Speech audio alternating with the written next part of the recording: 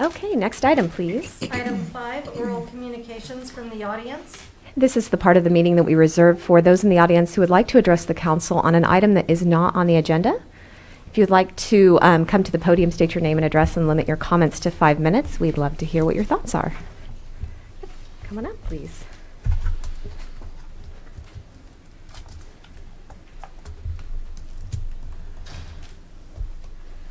Hello, my name is Doug Pruitt. I live at 703 Avenue A East, and my issue is with the water department.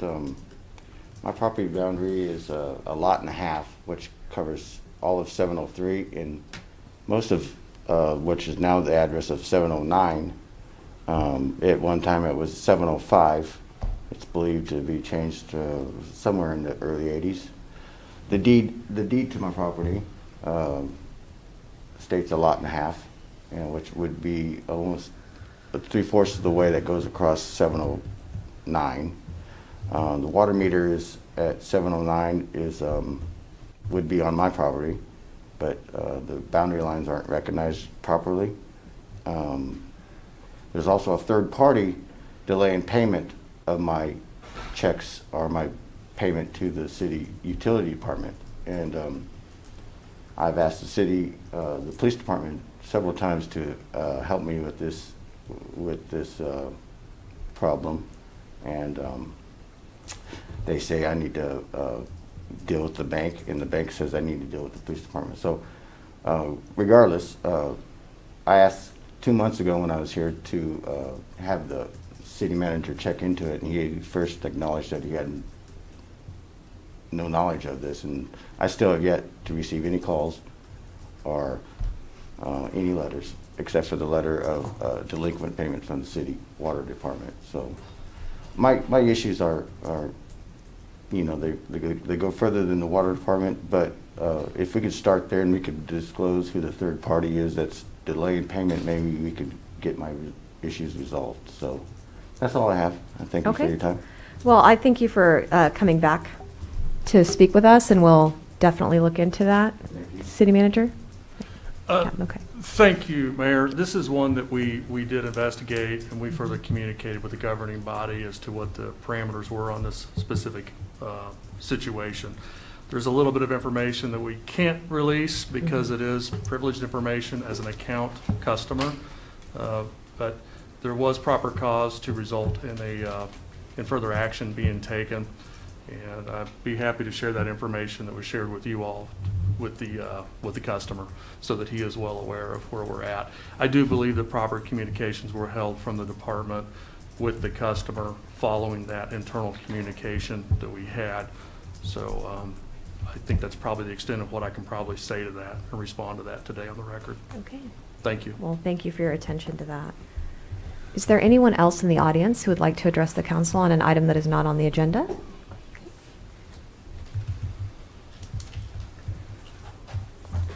Jesse Juma, excuse me, 2708 Westminster. I just wanted to recognize again National Hispanic Heritage Month, and just to let you know that Southwest Bricktown Park will be having their National Night Out tonight. Well, it's actually from 5:30 to 7:30.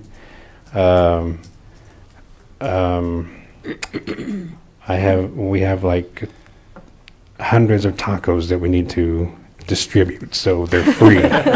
So I don't think that'll be a problem. So I know, be careful with the with COVID going around and stuff. But I mean, it's up to you, the individuals, to watch yourself. Wear your mask, watch who you're touching. I mean, the game. But it's up to you to be careful of yourself, to protect yourself. We're kind of coincide. Well, it got pushed back. I think it was originally in August, and it got pushed back to October. Some groups have canceled altogether, but we decided to go ahead and go through with ours. So, like I said, just be careful. But and since it fell so late into this month of October, it kind of coincides with National Hispanic Heritage Month. Just in the future, in this park at Southwest Bricktown is we would actually like to have our own individual Hispanic celebration in that park in the future too. So this kind of helps lead that way into that program, to be separate from the National Night Out, which should be earlier in the year anyway, once everything COVID goes through and everything.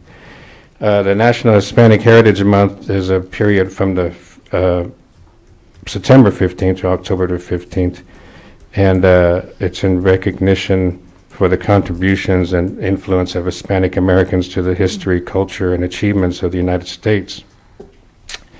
And that includes like the big three: Selma Hayek, Jennifer Lopez, and Shakira.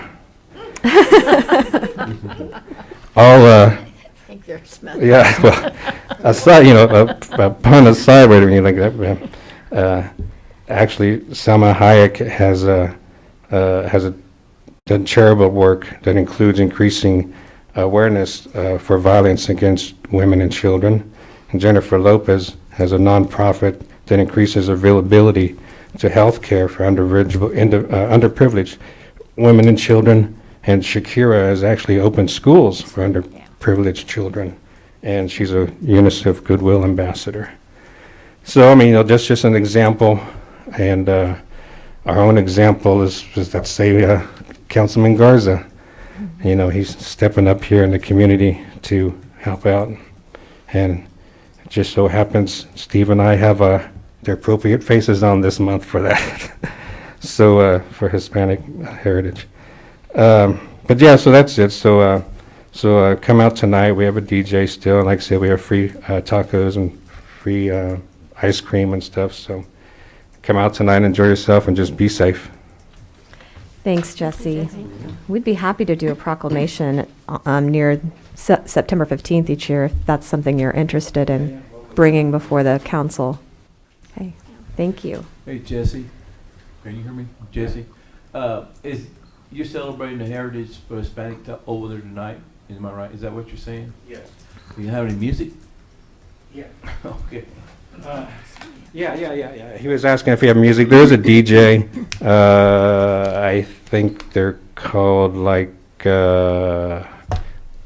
620 in the Mix is I think what they're called. It's Dominic Size and some of his friends. So there's a DJ out there. They'll have music, yes. There are some activities for the kids. It's a little low key on the activity side. Just to let you know though, the park is still under construction. So be careful. Listen, I want to thank the Parks Department here in this city. You guys have been really good at helping us, and anytime we called out for help on something or, something to do at the park and even the amenities that are going in there, you guys have always been well taking care of that.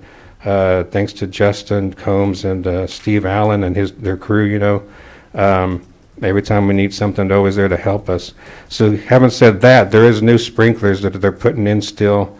And they are going to reseed the whole park, which, man, you can just imagine what that place is going to look like with brand new, nice grass in there. But at this time, they actually held off on planting the seed just so we wouldn't trample over it, in case we had a good turnout tonight. And so, they may jump on that tomorrow to start with the seeding and stuff, and hopefully that'll still work out. So, yeah. But, yeah, we will have music, and just be careful. I think there are some stuff still lying out, so just be careful. And it is okay to come into the park. We haven't seeded yet, so they'll do that afterwards. So thank you. Thanks to the city and thanks to the parks. Okay, thank you. Is there anyone else in the audience who would like to address the council on an item not on the agenda? Okay, seeing none, please call the next item. Item 6, consent agenda. Any questions or a motion? I'll move to approve the consent agenda as presented. I had a question, sorry, Sure. actually. Do we get to see like a sketch of what the fire dancer is gonna be? Or are we just approving it without getting to know what it is? Isn't it the one that's in front of Wiley? The one that's front of Wiley, because I wasn't sure. I don't know the names of the like, It's fire not dancer. one being What's that? purchased by the city, it's just for the sculpture walk. Where is it located currently? I don't have that information. I don't know if it's been placed yet.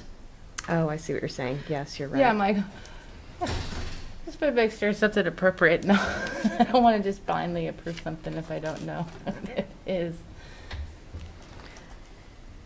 So typically, we have a public art design committee who kind of procures these. Is that correct? The correct process goes through the process of determining which pieces will be displayed on the sculpture walk. Yeah, I believe that's historically how that's been done, Mayor. That's my understanding as well. Yeah, the art, public art group. Mm-hmm.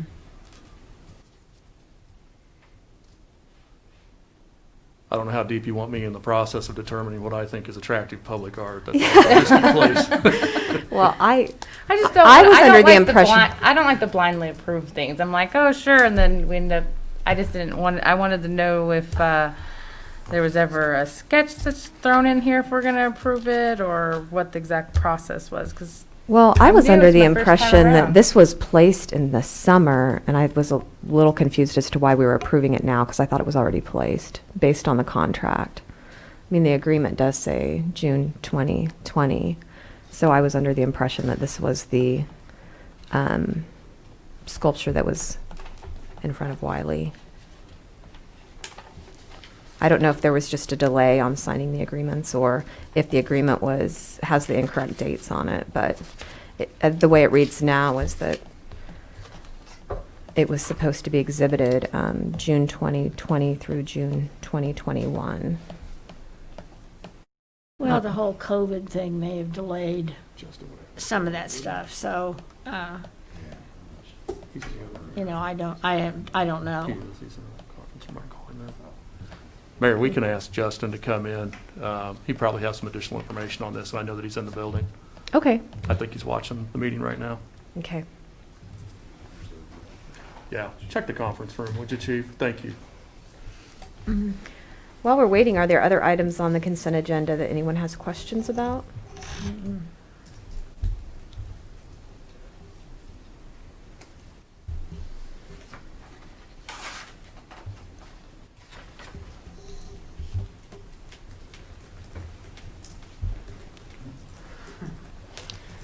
Good morning. Justin Combs, Director of Parks and Facilities. Hopefully we're still talking consent agenda. I think there's like a 30-second delay. Okay. So the license agreement is basically the agreement to allow the sculpture walk to put that sculpture on the city right-of-way. And what's happened over the past couple years is Sculpture Walk Committee has separated themselves from art design. Sorry, I can't breathe in this thing. Holy cow. And so they're kind of an independent group. They've done their own private fundraising. They've raised all the funds the last 2 years. They've selected each piece of art. However, last year they failed to do the franchise agreements. I brought that to their attention and saying, hey, we need the correct agreements to put these sculptures on the city right away. Again, they failed to do it this year. However, I caught it in time to get this one, so I asked them to do it for this one, and then hopefully in the future we will continue to do those. Okay. So there's really no city involvement in this anymore. That's all been handed over to this private group. So I've been working with them, trying to get them to follow the correct process. So all the sculptures that are out there, we need to go back and get those agreements for this year. This was just the first one we were able to get through. So. Justin, is there a way that that group can obtain a long-term franchise agreement, kind of like the utility companies do, so they don't have to come back each year? That'd be a question for Paul, but what I've encouraged them to do, and I think this year was probably the plan, but because of everything that happened with COVID, was when they make their selection, just like Merrill Dye used to do, come to City Council, present all of the selections they've made, and on that same meeting, then get those franchise agreements approved. So you're not just blindly agreeing to put a piece of art on the city right away. Yeah, we Would used be to the get ideal. pictures of all of those before during approval. Correct, yeah. And I'm trying to coach Hutchinson and the Sculpture Walk subcommittee in that direction. It just didn't work this year for that. Okay. Okay. Council, also keep in mind, these are not permanent exhibits. Yeah. Right. That's why it's a license agreement, and that's why it's usually just 1 year. Yeah. Mhm. Yep. Yeah. We're just renting them for a year, basically. That's right. Yeah. Well, I do appreciate the work that that group does. I know that, the city used to handle that all themselves and go through the expense, and now it's being privately taken care of. So I appreciate what they're doing. And I understand that there are some bureaucratic barriers they may not be aware of, so I appreciate you walking them through that, but that makes a lot more sense. Yeah. Yeah, so hopefully we'll have the ducks in a row a little bit better next year, and we'll get those presented prior to them going on display. Okay. Okay, thank you. Thank you, Justin. Thanks for bringing that up, Sarah. Okay, further questions or a motion on the consent agenda? Move to approve as presented. Second? Okay, we have a motion and a second. Please call the roll. Dave Line? Yes. Soldner? Yes. Bagwell? Yes. Garza? Yes. Pyrus Carvalho? Yes, next item, please. Item 7A, consider ordinance adopting the Uniform Public Offense Code for Kansas cities. Paul Brown, City Attorney. For some of you on the council, this is your first go-around with the standard traffic ordinance and the Uniform Public Offense Code. These are the booklets used by our law enforcement and municipal court, and they're used by cities all across Kansas. The standard traffic ordinance is just what it says. Every type of traffic offense, parking, driver's license, everything that applies to the city is in this booklet. With the abbreviated legislative session this year, there were no changes. So we're not asking you to make modifications and adopt a new, what we call the STO. Nothing to be done there. They didn't make any changes, they didn't get to it. So you don't have to do anything with it, and police and municipal court will continue to use the booklets they received last year. The one that did change is the Uniform Public Offense Code, which is every other type of misdemeanor that can be prosecuted in municipal court. Cannot prosecute felonies in municipal court, so it's only misdemeanors. And the changes that were made for this year really weren't done by the Kansas legislature. And I'll go through some of those with you. Some of it was just a definition change, like on explosives. Some of the more significant changes, violation of a public health order. Now, quite frankly, at the present time, that won't even have any application to us. Because when they went back and changed the emergency powers of the governor on the executive orders, the enforcement provision was a civil action by the district attorney's office. There were no criminal penalties. Now, earlier in the year, when some cities were trying to pass mask orders and other measures on their own, or they were just trying to enforce the county's public health order, there really wasn't a provision for that. So that's why the League's Council has included this provision, because it is a booklet that's used all across Kansas. It won't have application for us presently, unless the county comes to us and say, we need your help with something that. Well, then we could help. Or if there's a change in the state law, it makes it clear that the ability to enforce that exists in municipal court. Before, there was a statute that they used, which was a real stretch in trying to apply that, and that's why they included one that's more specific. At the present time, no real application for the city of Hutchinson. Now, one thing that does apply is the selling, giving, or furnishing cigarettes or tobacco products to a minor, because it drops the age from increases the age from 18 to 21 for purchasing. And it includes e-cigarettes. Now, that is federal law. That's already been passed. It was done last December, so it's federal law. Again, with the abbreviated legislative session, Kansas didn't get to that. Now, as of the first day of 2021, there will be 30 states that have passed this. It does exist in Kansas. We've got about 22 cities and 3 counties that have already increased that age. Everyone is going to do that. And the reason they're going to do that, because in the federal provision, they've provided a little window to adopt it. If you don't, they will cut all your federal grants by 10%. So just like increasing the age for consumption of alcoholic beverages to 21, or we'll cut off your highway funds, same thing's happening here. So it's not a question of if it's going to happen, it's happened, and it's going to be adopted one way or the other. So the lead counsel included that in this provision. The rest of these changes have to do with a state statute they passed that they don't want municipalities making any regulations about guns. Well, we don't. And I think it's a little bit of an overreach on the amendments here, because they amended criminal offense statutes to anything that spoke about the selling of guns, et cetera, and the possession of guns. But the statutes that were in there were exactly the same as the state. So it's a little bit of an overreach there, but I know why they did it, because if you convict someone under a statute of that type, that could be a reason to overturn it on appeal, because, well, in municipal court, you didn't have that authority. So I know that's why that was done. It's rarely going to apply in our municipal court anyway. So the changes there are not dramatic. Main changes, increasing the age to 21, and that's in the new Uniform Public Offense Code. And happy to answer any other questions that you might have. Paul, I had a question about the tobacco. I know that was signed by President Trump last year. So have local retailers followed those guidelines? I don't know whether they have or not. When it's not in state law, the state agencies will not enforce it. So Most it could of be them have- enforced if the federal agents showed up. Most of them have the bulletin up.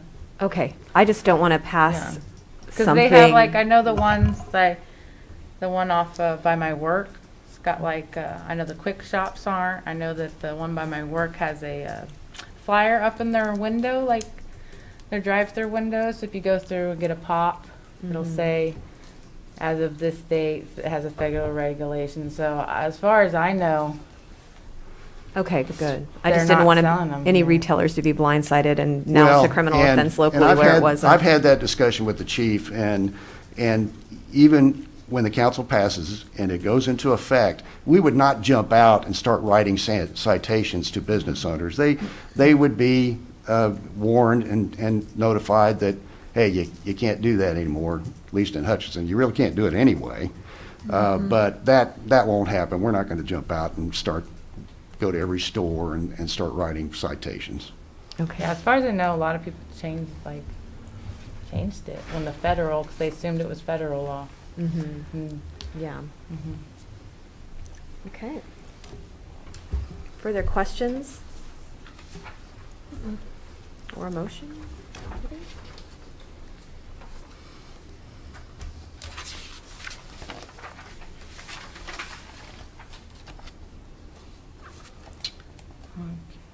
Motion to approve the ordinance adopting the Uniform Public Offense Code for Kansas cities and authorize the, Offense Code Cities 36 edition by reference, and authorize the mayor to sign. Did I do that all right? You did, I almost forgot the 36, and I was like, wait a minute. I second that. Okay, we have a Might be motion and a specific. second. Is there further discussion? Hearing none, please call the roll. Dayline? Yes. Soldner? Yes. Bagwell? Yes. Garza? Yes. Pyros Carvalho. Yes, next item, please. Item 8A, consider approval and awarding of CDBG CV grant funds for child care providers. Good morning, Council. Ryan Vietlook, Director of Planning and Development with the City of Hutchinson. Before you this morning is a single award of $2,500 to Happy Little Peeps. We did put out a call for applications for child care providers, and we actually did not receive one, but I went back and looked at some of the applications we received under our previous submittal that we received after the fact, and this was one that was in there. So took it to our review committee, and they agreed that yes, that we should award this. So staff is recommending that we award this grant to Happy Little Peeps in the amount of $2,500. I did also want to give a little bit of an update of kind of where we're at with this grant. So the city got $120,000. It was actually under $132,000, but $12,000 of that goes to our grant administrator. So we had $120,000 to program for businesses. If this award is made, we'll have just over $27,500 left to program. I have a stack of about 10 applications on my desk that actually came through with the county. And so we have also made a call out, kind of a final call out to businesses, and that deadline is Friday. So if there are businesses out there that are interested, please reach out to the planning department and we'll get you the application forms that you need. I intend to bring this to you all at your next meeting because the intent is I'd like to get these spent down as much as we can by end of this year or early next year, so we can kind of do a final accounting and see where we're at and if we need to spend the rest of it. We're working really quickly through this. We're over half of the grant has already been awarded out to businesses. So we got just a check for about $42,000 from the state 2 weeks ago and issued all those checks out to the first round of businesses that have submitted out receipts. And we submitted another request for about $27,000 here last week. So this money is getting back out into the community and making a difference with our businesses. So we're very grateful to Department of Commerce for awarding that grant to us. So. Okay. Well, I did notice that there were 3 in-home daycares in total. I really appreciate you going through that extra administrative burden of trying to put that call out to daycares. I know it didn't really reap a lot of applications because of the income restrictions. That's but, the big part of it, yes. I think it was worth a shot and trying to support those daycares. So. And certainly if there are other daycares out there that believe they qualify, please submit an application. This final round is open to all businesses. We were just trying to do kind of a special attention on daycares. So yeah, if there is any out there that may have missed a previous deadline or whatever, get that application into us by Friday. And do you have any knowledge of how the county's doing with spending those grant funds down? I think they're having some difficulty. Okay. I think they've went out for now 2 or 3 rounds, and they've gotten a handful of applications. But is there a sense that they may open that up to businesses in the city of Hutchinson, or is that if they did that, it would have to come from the state because it was okay. very, very clear, unfortunately, that this money was set aside for everybody outside of the city of Hutchinson. So I'll put a plug in for businesses outside of city of Hutchinson. Certainly reach out to the county on that as well, because I know they do have some funds left over. Yeah. Okay. Well, thank you, Ryan. Mm-hmm. Further questions or a motion on this item? I would move to approve the recommendation of the CDBG CV Review Committee to award $2,500 in CDBG CV grant funds to Happy Little Peeps in the city of Hutchinson. I'll second. Okay. Further discussion? Hearing none, please call the roll. Dave-Line? Yes. Soldner? Yes. Bagwell? Yes. Garza? Yes. Tyros de Carvalho? Yes. Thank Next you. item, please. Thank you, Ryan. Item 8B, consider 2021 Memorandum of Understanding with Service Employees International Union. Paul Brown, City Attorney. Our last contract with SEIU was for a 2-year period with openers for issues regarding wages. And as you can see from the proposed contract, we didn't get to wages because we're not sure what kind of revenues we're going to have. But we want to leave that open because, well, we're not to 2021 yet. And so we still want to extend that opportunity. And that's why there are these provisions in there. And if you've looked at your documents, at least on mine, it shows the revisions on the draft in blue. Maybe a different color depending on what you have. But there's a renegotiation contingency clause. And the idea is that we can open up negotiations for a brief period of time if the general fund cash reserve is at or above 4.1 million at the end. Now, we know our reports on our funding is a little bit delayed, particularly on sales taxes. It doesn't show up for 2-3 months later, which is why this provision is talking about the negotiation period being in February 2021, because then we'll have an idea of where we're at on the finances. It doesn't change the budget or anything, This is an opportunity to renegotiate and, or to at least negotiate so that we know, have an idea of what funds are available for it. And the union's in agreement with that. It provides some kind of a short window, because when you're in February for 2021 wages, you needed a decision made. And so it's a short window of 14 calendar days. If there's not an agreement, then the city council is going to make that decision. And and with it being in February, there will be retro pay back to the first of the year. They will not be shorted. If there is a raise, they will be compensated for that. And so that's what we've agreed to. And hopefully that's where we'll be at the end of the year, that we will have those cash reserves to go ahead and do that negotiation. And the union has approved that contract, and it's ready for council approval. There was no major heartache in that discussion. That was one where everyone came to the table, and it was pretty well understood where we were at. We did not encounter any resistance really to that at all. Okay.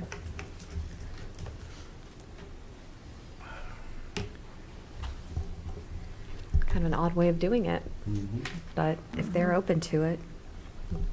There are other questions about the union contract? Any motion? A motion that we approve the contract as it is right now and authorize the mayor to sign. Second. We have a motion and a second. Further discussion? Hearing none, please call the roll. Dave Yes. Soldner, Yes. Bagwell, Yes. Garza, Yes. Pyrus de Carvalho. Yes, next item, please. Item 8C, consider 2021 Memorandum of Understanding with Service Employees International Union Emergency Communications Employees. Council, this is the exact same thing. And before I get away from this subject, just give you a status on the other union contracts. The Fraternal Order of Police, we've approved their contract. It has what we call a Me Too clause, so that anything we do with the other bargaining units also applies to them. Well, now you've passed the one for SEIU, that applies to the Fraternal Order of Police. Now, we've also been in negotiations with the IAFF. We're not at odds. We have talked to one another. They just want to wait till later in the year, hopefully just to get a better idea of where we're at. We are not at odds about that, and we will resume those negotiations later this year. There won't be a lot later, but we will get that done. Like I said, we're not at odds. I think we'll get that done as well, and it'll be similar to what we have here. But I wanted to let you know where those other contracts were. This contract with the SEIU, the dispatch unit, this revision is exactly the same. Exactly the same application, renegotiation contingency clause. It just appears in a different area of their contract. Is the IAFF aware that they have the option to put a similar clause in? Yeah, they just wanted to wait longer, and they told us so. They kind of gauged the temperature of their members, and they just wanted to wait till later and maybe get, so they can talk to their membership about, okay, what have been the sales tax returns, and have a better idea of where we're at. I anticipate that we'll have something before the end of the year. Okay, thank you. I would move to approve the proposed memorandum of understanding with SEIU Local 513 Hutchinson Reno County Emergency Communications Employees Bargaining Unit for 2021 and authorize the mayor to sign. Second. Okay, motion and second. Any questions? Hearing none, please call the roll. Dave Yes. Soldner. Yes. Bagwell, Yes. Garza, Yes. Pyrus de Carvalho. Yes, next item, please. Item 8D, consider special alcohol fund awards for 2021. Council, this is a tax. It's a tax on alcoholic beverages. Now, not package sales from liquor stores, but actually alcoholic beverages that are served, such as in restaurants and bars. The tax comes back to us. 1/3 of the tax goes to the general fund. 1/3 of the tax goes to to the Parks Department, and then 1/3 goes to the Special Alcohol Fund, with the direction in the statute that it's to be for the purchase, for the purchase, establishment, maintenance, or expansion of services or programs whose principal purpose is alcoholism and drug abuse prevention and education, detoxification, intervention, or treatment of persons who are alcoholics or drug abusers. That's kind of a wordy definition. And you can see in our proposal there, this is the same as last year. If and when you approve funds to be distributed now, they're distributed in 2021. It will be next year when they're distributed. Generally, kind of late spring is usually when that happens. And so we have the same proposed distributions with these groups. I can tell you from my participation in this, when we distribute to these groups, the Big Brothers, Big Sisters, Boys and Girls, Rise Up Reno, my idea on that is if you keep children and youth occupied in positive activities, then drug abuse and alcohol is not a part of that, and it helps to keep them away from that. So they're not out there on their own with maybe the wrong crowd.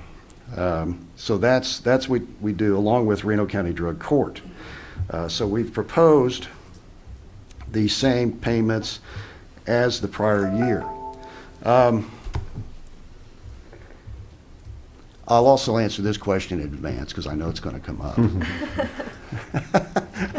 I see the mayor looking at me. Yes, we do have the funds, the $50,000 for the drug treatment center. Okay. We have Yeah. that. Okay. Okay? Yeah. That won't be a problem. But turn to that last page, the kind of it's not a graph, but the kind of an Excel spreadsheet showing the alcohol program fund for 2021. It's got all the prior, not all the prior years, but a number of prior years and projected revenues and that kind of thing. I think it's important to understand that revenues are off for this year. Now, it does not create a problem with these grants for 2021. It does not create a problem for the $50,000 what we've pledged for the detox center.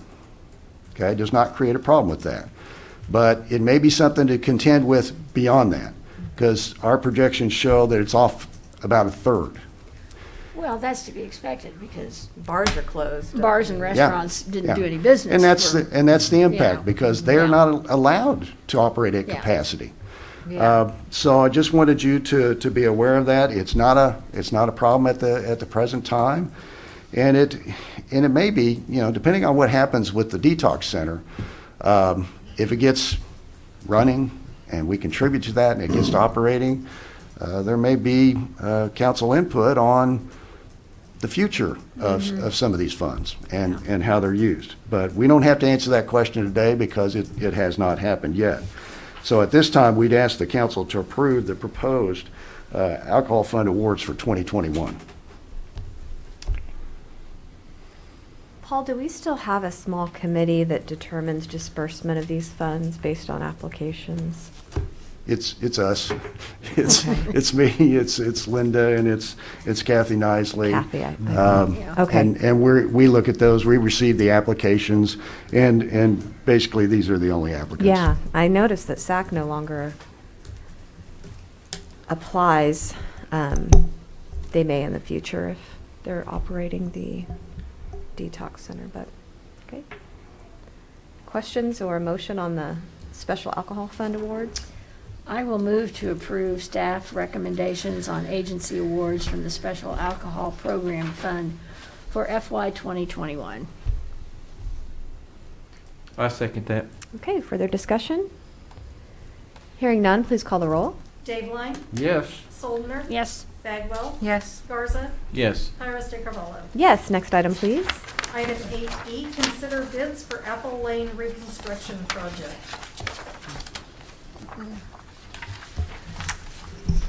Good morning. Good morning. Good morning. Jeff Peterson, Director of Engineering. Last year, we submitted a cost share grant application to KDOT, and we did receive that for the Apple Lane project. And it was to reconstruct Apple Lane from 17th to 30th Avenue, and then we also would replace the existing timber bridge structure that's past its Right. useful life at this time. So going forward now, we have received 3 bids for the project, and they were open on September 15th. The low bid was from Pearson Construction in the amount of $1,215,774.10. The bid is below both the engineer's estimate and the project budget, and I think we received pretty good and competitive bids for the project. We then had to submit the bids to the Kansas Department of Transportation for their review. They reviewed and approved the bids, and per our award of the project to Pearson Construction LLC. So, in effect, I recommend that the council approve the bids and award the project to Pearson Construction LLC in the amount of $1,215,774.10. Do you have any questions particularly on this one? Or? Oh, yeah. All right. Talk to me a little bit about Pearson and other projects that they may Okay. have done in Hutchinson. Well, we haven't worked directly with Pearson Construction. They have worked with some developers in town. Okay. Periodically, and actually they're doing a lot of the work on North Wichita, all the K-96 work around the outside of Wichita at this Okay. point too. So they're new to us, and they're actually, that company is, when Cornejo sold a number of years ago to a larger company, these are some of the Cornejo people that put okay. together this company, and they had a non-compete clause for a number of years, and now that that's over, they're back in the, I guess, roads and street business. Okay. So they're I don't a have little- any qualms with their Okay. expertise to be able to perform this project. So that's a good question. I was just, I'm thrilled that we got more than 2 bids. We usually only get the 2 usual Right. suspects, but the estimate being so much lower than the engineer's estimate, I just don't want to see a Correct. bunch of change orders. Well, and I think I was being a little bit safe on the Okay. estimate. And when we put together the budget for the project, it was way before we had unit prices and any of those types of Okay. things. It's kind of a high-level estimate when we put Yeah. together those. So and I was being conservative, of Yeah. course, too. So, and I'm used to more of the in-town work, and this is a little more rural, so I think we got good prices with respect to that, because there's not some of the challenges associated with that, so. I'm excited to see the work they do, because this could be a game changer, kind of an industry disruptor if they're really as good as the others and their pricing is so much lower. So, yeah, I think that'll help us, and it might help us into the future with other projects, too, so. Yeah. Well, Jeff, a question on the KDOT's portion of the 50% of eligible construction costs. Uh-huh. Does that include in the construction cost design and engineering, or is that city's responsibility? And That was what will that represent dollar-wise? Well, that was the city's responsibility, and actually, that project was designed in-house, so the city actually designed every portion of that project. So I don't have a cost associated with that portion, but, and that is not an eligible cost. Right. And also, construction, engineering, or inspection is not an eligible cost either for that, so. Is that done in-house? That's, yeah, That was that's done done in-house? in-house. Okay. Yeah, we'll have to hire a outside firm to do some of the materials testing as we do this, but Yeah. that's a fairly minor cost, $10,000 or less generally, so. Jim, correct me if I'm wrong, but you said something about a bridge, had to replace some timbers on the bridge, is that? Well, we're not replacing timbers, we're taking that bridge out and actually putting a concrete box Concrete. culvert in its present location, so. That's the bridge where the train goes over, Uh, right? No. Not on Apple Lane. Okay. No, All right. it's the one just south of 20th Avenue. There's that little subdivision that it's off to the east. Mhm. It's south of that subdivision. It's in the south part. Okay. It's probably about 18th or 19th. Yeah, I mean, you really don't even realize it's a bridge. You don't. It's about 3 feet deep and Yeah, yeah. 20 feet wide, plus or a little less than that. So but it's in dire need of replacement at this point, so. Do you know if the street will be rated for heavy trucks again? I know we have those signs up It that it's can not be, a and truck that might be a route. decision for us at some point later. And I'd like to minimize that. Yes, it would be rated. The neighbors, the residents do not want that. I Right. just noticed that the signage hasn't been particularly effective at discouraging semis from using that road. So just wanted to know if it's going to be built to sustain that. Well, that it'll be way. built to the standards we are right now, and actually the bridge will be able to support those Okay. loads. It will, but we may take a tack to still limit truck traffic on that. Okay. It may be more of an enforcement issue than it is Yeah. how it's signed and those types of things, but Okay. that's a good question. Yeah. We kept it a rural type section, so it's not really, it's more for local traffic, and I know more people than local traffic use that. We have K61 that's located Yeah. west of there that's really built for the heavier traffic, honestly, but of course that's. People like to bypass the highway when there's a line, Yeah. so they go down that lane. So anyway, we hesitated to make it be able to carry more traffic when it's already a rural section and there's residences right off the street and everything, so. Okay. Thank you for those clarifications. Uh-huh. Happy to see this being done. There further I questions? would move to approve the bids and authorize the mayor to sign a contract with Pearson Construction LLC in the amount of $1,215,774.10, subject to compliance with all legal requirements. I'll second that. Okay. Okay. Any further discussion? Hearing none, please call the roll. Dateline? Yes? Solmer? Yes. Bagwell? Yes. Garza? Yes. Pyrus Carvalho. Yes, next item, please. Item 8F, consider 2021 residential street maintenance project.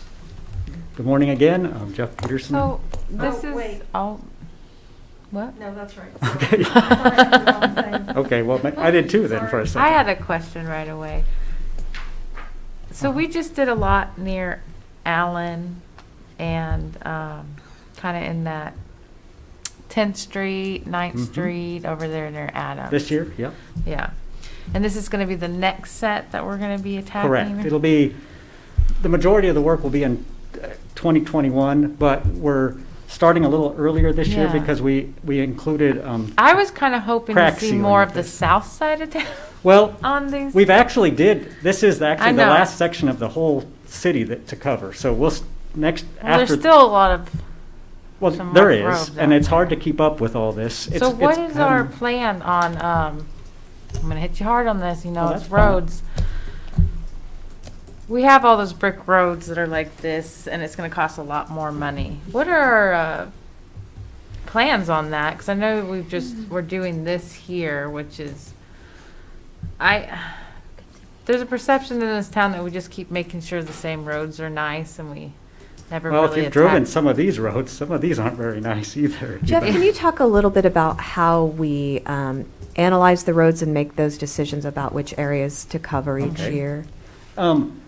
In 2012 and then in 2018, IMS came in and did an evaluation of all our streets throughout the whole community.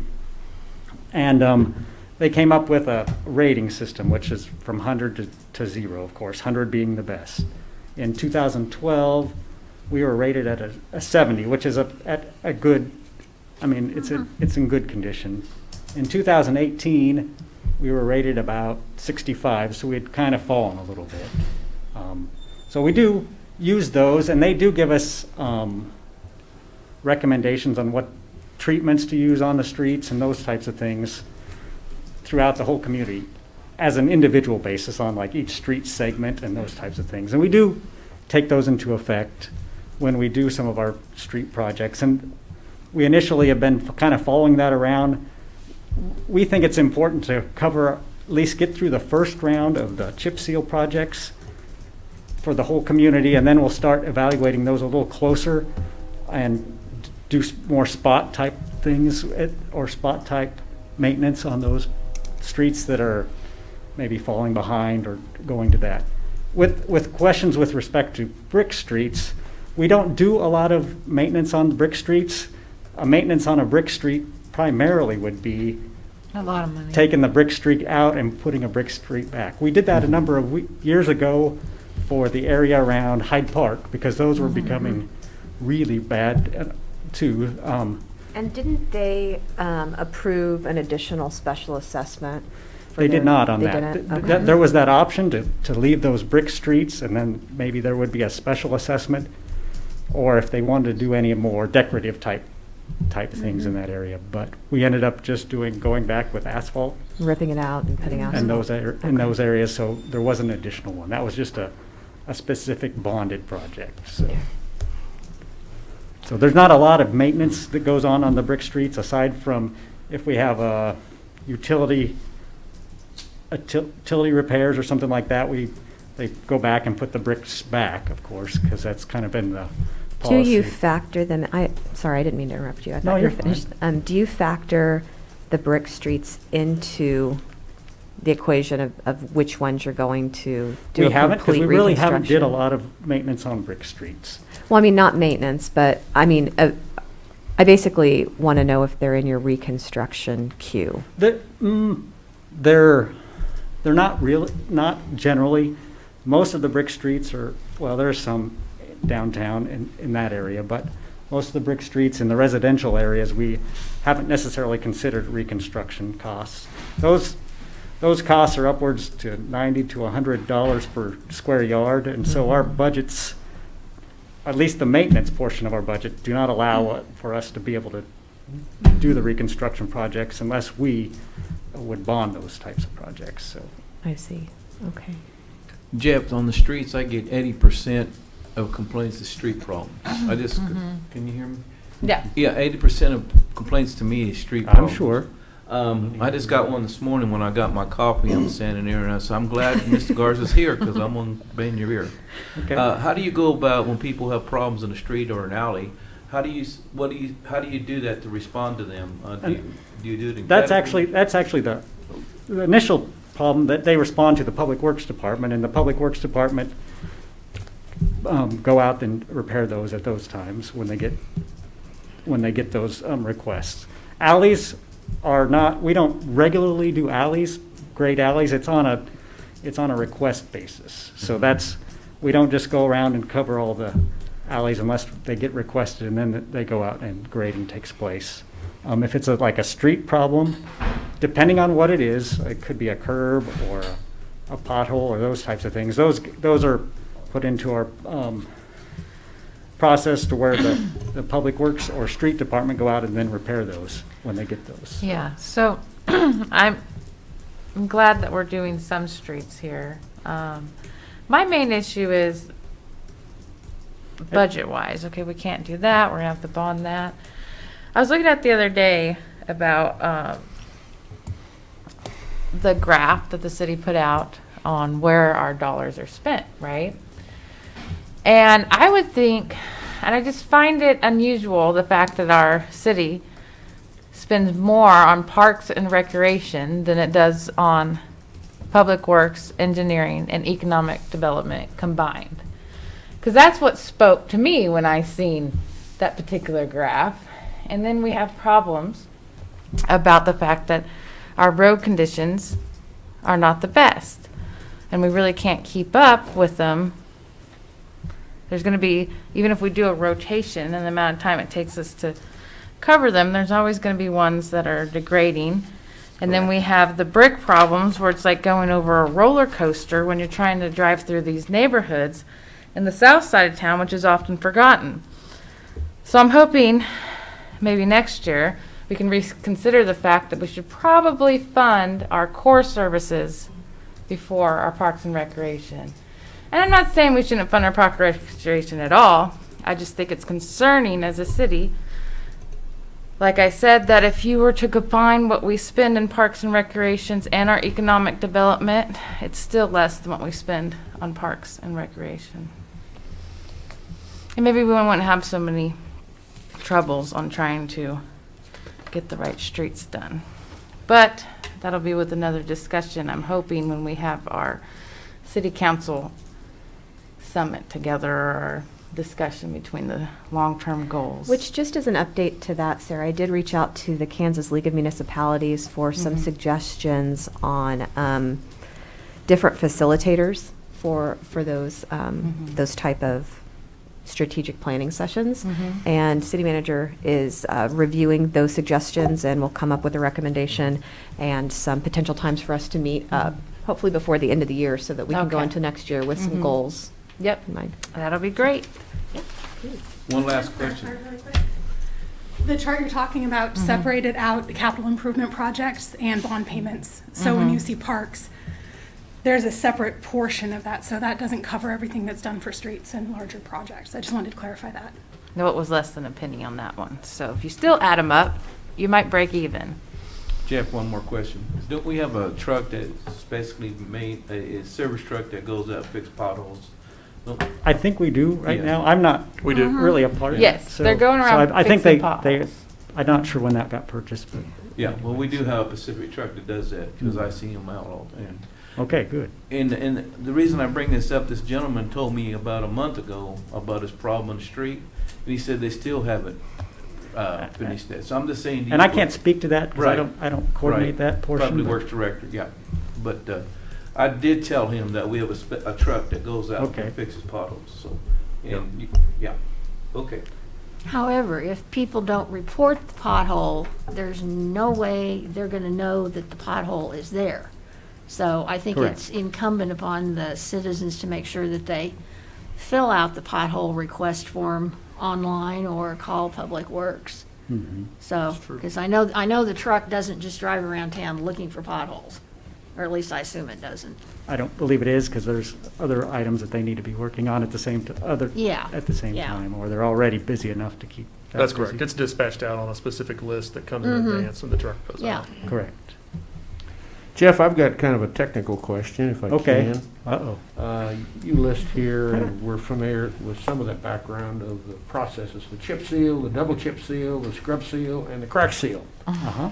How do you determine which of these four processes that you ultimately use on a particular neighborhood Well, as such? Or We act, how does that work? all the streets are driven, and we check for a number of things. There's areas of the streets we know that are failing, and so some of those things have to get repaired before we actually do the chip seals, or we have a drainage complaint or a drainage problem where water stands in the curb and gutter, and those get repaired prior.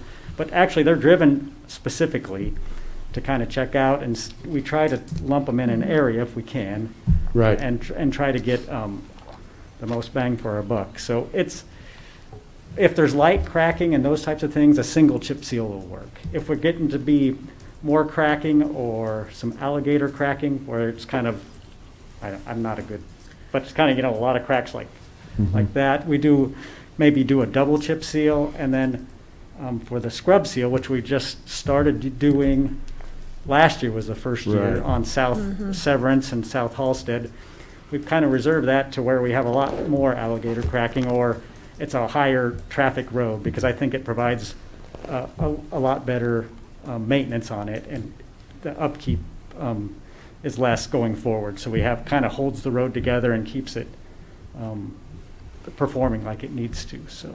So the strategy is to repair the road when it's at a certain rating before it further deteriorates and requires reconstruction. If we can get to it, yes, you're correct. And that's how they're. We try to do preventative.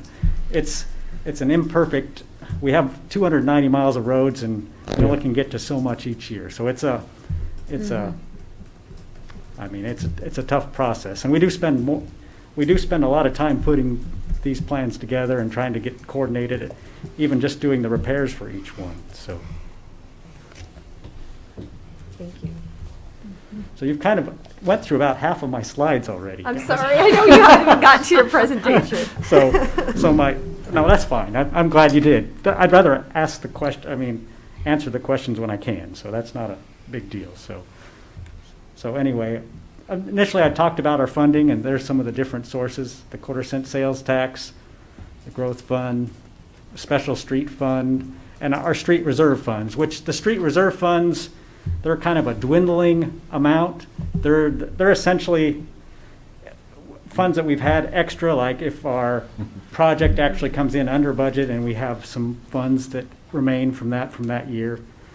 Lately, we've been trying to make the final project costs be a lot closer to the actual budgeted amounts, so we can get as much as we can done each year. So the $200,000 this year from some of the additional reserve funds, those are starting to go away, so some of those won't be available for us. So our funding for those may be less. So it's important to try to figure out how we need to go forward. And we do try to look at different options for making our dollars go farther for the different things in essentially our toolbox that we can do for each street, so, and still minimize costs. So, and we kind of spoke to this already a little bit. On the x-axis or the bottom axis, there's the years on a street, and then the condition is shown excellent at the top to failed at the bottom. So in the first 15 years of a new street, we have about a 40% drop in quality. And if we can complete preventative maintenance or our maintenance projects within that time, we can save some money by doing the cheaper type treatments on the street. So that just shows, and those kind of sawtooths are like when we do maintenance, it just extends that time out where we actually need to do a more in-depth, like a reconstruct or those types of things, or a mill and overlay. And it does speak to the fact that $1 of preventive maintenance can save $6 to $10. And if you just look, I'm just going to give you a few of our little costs for different types of maintenance projects. If we do just like a chip seal, it costs about $1.82 per square yard. A double chip seal is about double that, which goes to make sense.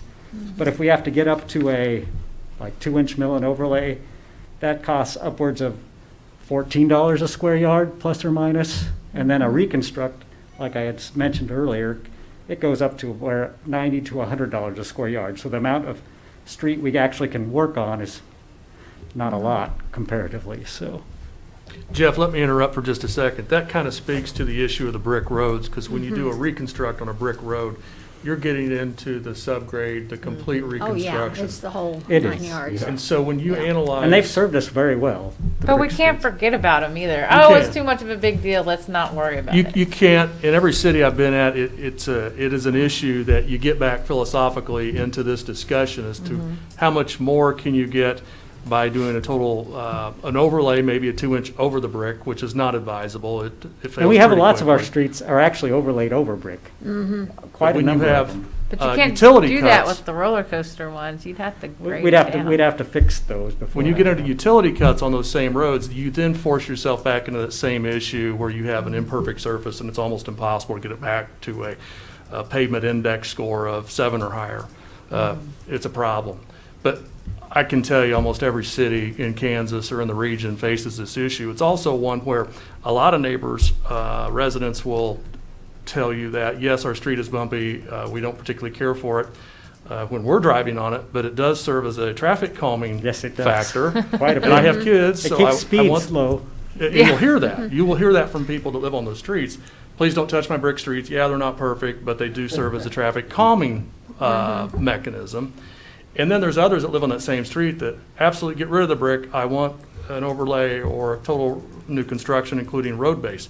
So those dollars that Jeff just explained kind of show you the disparity that you get into when you do a total reconstruct, and that's almost always the case on a brick road. So most cities face this as a situation of, How are we doing with the roundabout and the roads that are just west, southwest of Yeah, that? I was thinking about that when you mentioned the brick Yeah. streets, you know, that grant was not approved. But And what are so we we still? won't be doing the roundabout. so the issue on the brick roads that I was discussing, just briefly, let me finish that up. It's really not normally until you get a snowplow over the street and you break a snowplow off that you really get into the hard dissection of reconstruction, or if you have an entire neighborhood that wants to come forward and do a special assessment for those additional costs, because they are very lofty costs. And Jeff has plenty of information on the roundabout, I'm sure. So what was the question? Well, remember how we had applied for for the build the build grant? grant that Correct. didn't get approved? During those conversations with the neighborhood, they had expressed some discontent about the the nature of their streets, Correct. that needing some repair. And some of those are brick along B Street. Do you know where I'm Uh-huh. talking about? Yeah, B Street down there. So we'll need to have a plan. Yeah. Correct. So don't forget about, you No, know, no, some of the and we people in haven't the. forgotten about Yeah. that. And I was at I mean, Steve. Because some of the called roads meeting. southwest of that intersection are pretty rough. Some of them are, and you're correct. And we have, rough streets in a lot of areas that are problematic going forward. You're correct, so. But, I think it's important that, I know we're on the residential street maintenance project. mhm, We're kind of deviating on a lot of A little different bit. topics this morning.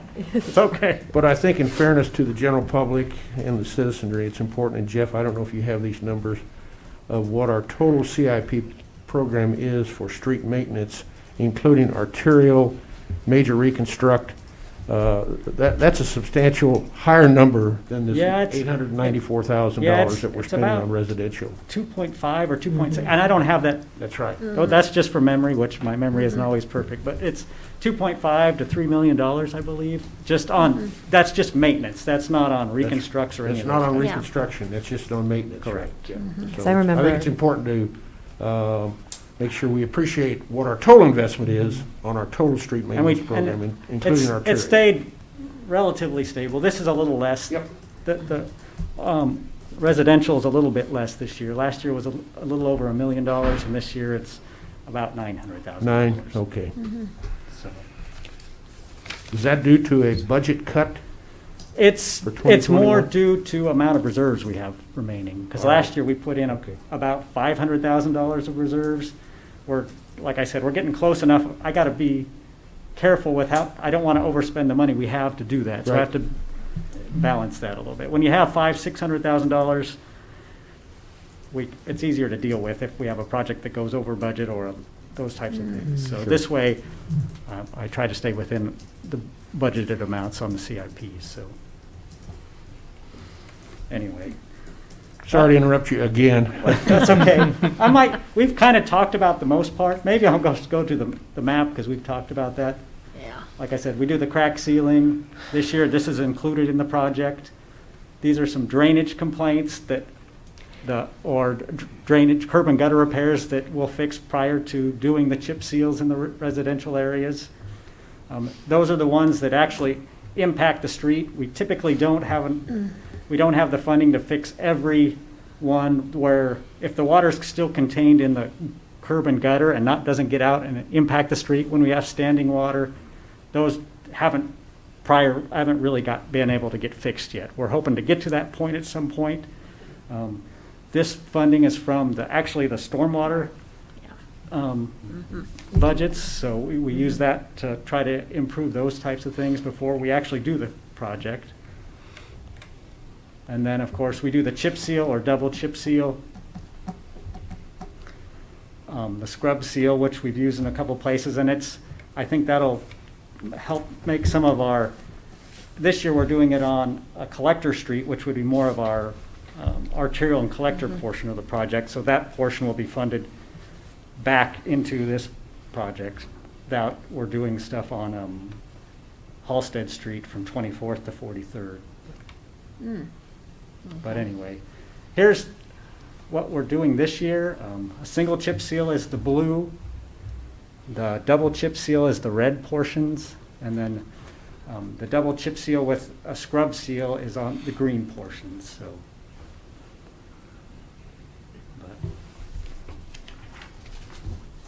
You guys have all had good questions today. I don't always have good answers, but I try to answer them with the information I have at the time. So I would recommend that you guys approve the residential street maintenance program. This project is out to bid right now since we want to get some of the crack sealing done in November, early November, December time periods, and then in the spring, so we can get all these areas crack sealed before they actually start in the spring doing the chip seal portions of the project. So this project will come, or the bids will come back at the next council meeting, so. One last thing I want to say. Go ahead. Is there any way that we can do a program that a person calls in for a complaint and you can't get it for whatever reason.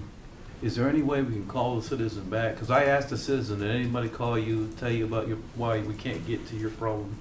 Is there any communication is 80% of the thing? If you would communicate. There may be a way to do that, and that'd be Yeah. something we can talk Yeah. We with could the do Public something. Works Department and see if there's a way, at least some type of response. Right. It might be an email, or it might be, I know some of our new website stuff that's coming up, there's some of those opportunities that'll be available where there's a response back. And we do try to respond to as many as we can, but we don't always get everybody talked to. Yeah, I mean, I called in because I wanted my alley graded, so I filled out the form online. Uh-huh. I got back an email immediately telling me that it was on the list. I got back an email when it was done. So there's something in the system that is And alley grading has been a generating little those. problematic because we were waiting on parts for one of our graders. and Yeah, I during knew that, COVID, yeah. it took a long Mhm. time. So Yeah. we've been backed up on that for Yeah. a while. So they're working to try to catch up on that. Yeah, So- but there's evidently something in the system that does provide feedback to the person who makes the request. So, That's good to you know. know, maybe it needs to be But it- tweaked, but it is there. Yeah, and there probably is something that needs to, we just Mhm. need to try to make that effort, Yeah. Steve. Well, the couple people I've talked to, you hit a good point, because a couple people I've talked to is just called in. So I'm saying now I have to tell my citizens, you have to fill out a form. Am I correct? Well, no, if they call in, those things get reported too. Yeah. Okay. It's essentially the same process. Mhm. And that call-in person will get a response back too, is the same as one does in the fill out the paper? I would guess many of them do, so some of them probably fall through the cracks evidently, so. Okay. I'm not as much of a part of that portion of it, but, Let me offer that whenever phone calls aren't returned by departments, I'm normally pretty swift in receiving complaints on that through my office. I think I'm the very next phone that they pick up to call. some of them, And I don't get too many of those. There are occasions where some things will slide through the cracks, but as a general description as to how the department communicates, I'd have to say, based on my experience of not having those complaints, that it's got to be somewhat decent. Always room for improvement, don't get me wrong, but I don't think we have a failed communication system at this point. Well, Jeff, I just wanted to say that I feel like you've been before the firing squad right now, and we recognize that you're doing the very best you can under the financial constraints that we've put in place for you. So really do appreciate your work, and we'll look at what we can do to maybe provide some different resources if we have bigger goals than what we've been able to Sure. accomplish. Appreciate your work on this project. Are there additional questions or a motion for this item? I will move to approve the city's 2021 residential street maintenance project. Second? Okay, motion and a second. Further discussion? Hearing none, please call the roll. Dave Line? Yes. Soldner? Yes. Bagwell? Yes. Garza? Yes. Tyler Stickermolo. Yes, next item, please. Thank you. Item Thank you. 8G, consider design agreement with H.W. Lochner for airport apron seal coat. Good morning, Peter Miller, Hutchinson Airport Manager, and hopefully I'm not on the firing squad this morning. This should be a pretty easy one. I've been up here and talked about these ones before. So in your packet this week is a design agreement with H.W. Lochner, whom, if you guys remember, is our selected airport design engineering firm that does the engineering for all of our FAA-funded projects. So the reason this is in front of you this year is because normally this project was planned for probably 2022 or even 2023 based on the federal funding availability.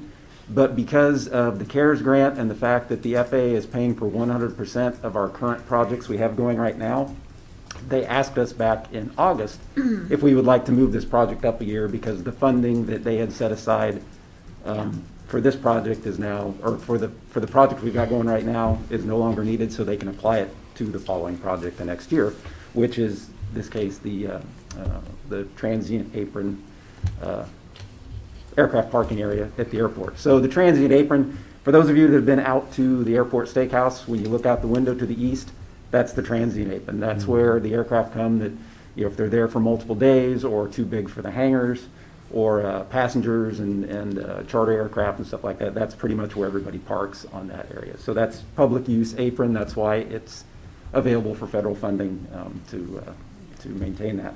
So the contract is for what was it, $46,400, not to exceed. That's funded at 90% by the FAA. That additional 10%, so the 40, whatever it is, the $4,600 that we will eventually be due for that project. That's coming out of leftover funds for another airport project that we just completed last year, the Hangar 2 floor refurbishment project. We had budgeted, I think, about $60,000 for that. The bids all came in about half. And so the remainder of those funds are sitting in the account out there. And so when the FAA approached us in August about wanting to move this project up, we had already set the city budget for 2021. So speaking with Jeff and finance director, they thought, well, yeah, let's move this up if we can. If we've got the grant match already in place that we can use, why wouldn't we do it this next year? So that's pretty much what it is. So any questions? Sounds like Just a pretty side good deal. question. Since COVID, what has our general aviation activity levels been at the airport? Sure. So we took a pretty good hit back in March, April, and for the first half of May, we were down 40% over the numbers. How much? 40 to 50% actually, March, April, and May, traffic-wise. When the Air Force in June opened their flight restrictions, we pretty much had record numbers for about a month. We were having 300 and 400 operations per day of the Air Force and flight training and stuff coming in. So the traffic has been higher than normal for June, July, and August this year. We're still about 20% below where we were this time last year, but the individual monthly numbers have been up for the last several months since people have started flying more. And a lot of the airline pilots that have been laid off, they're now finding themselves doing flight students and teaching people to fly and trying to keep busy with things. Unfortunately, because of the timing, our traffic is now down again in September and October because we closed down 2 of the runways to finish up or to do the runway 31 seal coat project. So we've only got the little runway open right now, which affects our traffic, especially the big guys. A lot of the charter, the Gulfstreams and the Falcons and those type of aircraft can't come into the airport right now, and they won't be able to probably for another 2 or 3 weeks yet before we can get that runway back open. So overall, traffic is down, but it was up pretty high for about 3 or 4 months this year. Projecting forward, weather and finishing up the projects, we're probably going to be somewhere between 10 and 15% below our traffic numbers for 2020 than what we're Does used that to. appreciably affect our revenue? Is there any Not so much correlation this year. The fuel sales have Yeah. taken a little bit of a hit. Right. There's not a whole lot. I think we're averaging probably about $20,000 a year from what we get from fuel sales based on the Okay. flowage rates that we get. So that's probably going to be down, probably down to $10,000 or $12,000 a year. Again, I'm just guessing. We could suddenly sell a lot of fuel in November, December. But as far as the federal funding availability and stuff like that goes, the FAA is pretty much aware that this is across the board. Traffic is down pretty much everywhere, so they're not counting traffic numbers this year, or they're going to use the numbers from 2017 and 2018 for funding availability for 2021 and 2022 and 2023 because airports they're kind of hurting everywhere. So yeah, we'll be okay.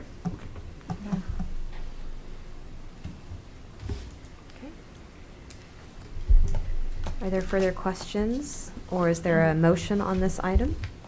I would move to approve a design agreement with H.W. Lochner for transient apron seal coat design services for an amount not to exceed $46,400 and authorize the mayor to sign. I'll second that. Okay, motion and a second. Further discussion? Hearing none, please call the roll. Dave Line? Yes. Soldner? Yes. Bagwell? Yes. Garza? Yes. Pyrus Carvalho. Yes, next item, please. Item 8H, sprinkler demonstration by the fire department. So are we going outside to do that, or? If it pleases the governing body, that's something that is set up and ready to roll. It is, It's a short distance from the room here, and it looks like they're all bunkered up and ready to roll. Good. I say let's do it. Okay. Okay. Go stretch my legs.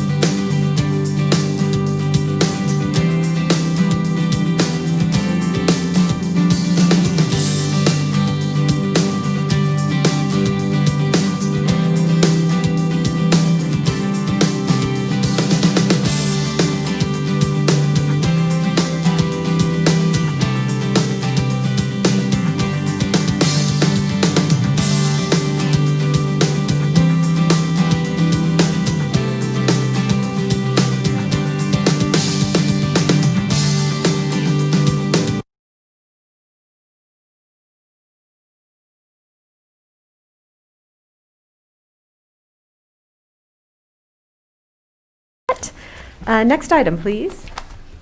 Item 9A, report of city officials. Okay, Nancy, let's start with you. Nothing. No, I have nothing this Okay. morning. What about Just you, hang Steve? in there, people. I know that, I mean, as being a parent, and everybody's stressed out right now with the school switching and coming into the holidays with everybody being so separated and events and Halloween. So I just want to tell everybody, hang in there. Yeah, good advice. What about you, Steve? Yes, I have a couple things. First thing, I went to the police get-together at Allen Samuels last Saturday. It was a great event. Had a lot of citizens there interacting with our police department. Met a lot of new officers, met some of the old officers that I used to work with on traffic lights and stuff. That was a great turnout, and I give kudos to that. Also, I went to the youth council. I went to one of their meetings, and looks like we have a lot of young, good leaders that are coming up that are going to make some good changes, not changes, but offer some suggestions. I was really impressed with the young people that we had. So I hope they had some good. DeJada was there, and also Glenda of the school system. They did a wonderful job of organizing this, and I really think that's great. Let me see here. Other than that, I'm really proud of our citizens. I went to the game last Friday from Andover. Our football team is doing a really, really good job. They've lost one game, very tight game, it's 14-7, and I was really impressed with all the Hutchinsons who went out there and supported our youth. It's a great feeling to be a council member of this great town and all the support that we have for our youth program. Other than that, I was sick a couple weeks ago. That's a bad deal. Everybody needs to wear their masks, and I was probably one of the persons that didn't look at masks that way, but after I've gotten sick, I look at masks totally different now. So we need to support each other and wear our masks and stay apart from each other so we all can get over this. So other than that, that's all I have. Thank you. Okay. Thank you, Steve, and glad that you're feeling better, certainly. Yes. I don't really have much. As Sarah alluded to, our thoughts are with our school districts and parents and educators at this time and students. If there's anything that the city can do to be of support to you, please don't hesitate to reach out. With that, I'll hand it over to City Manager. Thank you, Mayor. Steve, thank you. Stole my thunder a little bit, but that's okay. I appreciate it. Youth Council, yeah, that's pretty exciting. I do notice that we have some youth there that's very energetic, new ideas. I know that DeJada is going to be spending some time with that group, so that's very positive. It's nice to see that go. Several things. I know in the past, prior to COVID, the city had been in discussions with the owner of the atrium.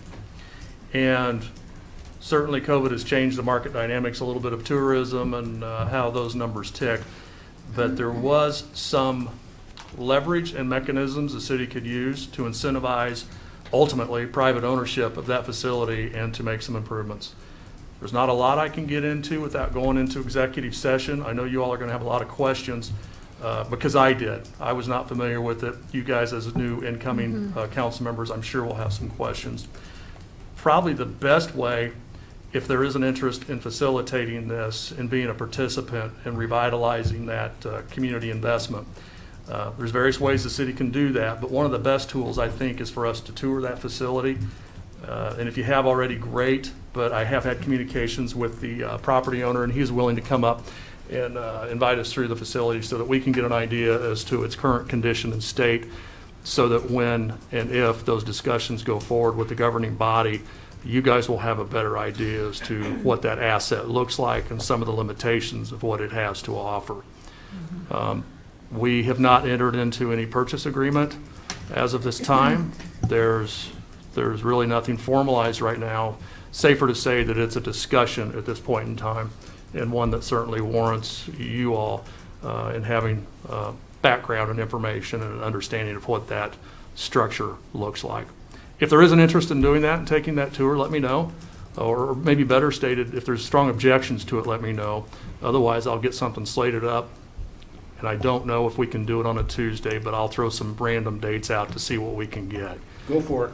Okay, very good, I appreciate that. And it probably would not be of an evening. I don't know what the situation is with lighting inside the building. I know that's probably not a real big issue, but it might be better to do that midday if that's possible. Yeah, We'll get some- otherwise those halls will be pretty dark. Yeah, it wouldn't help us, that's for sure.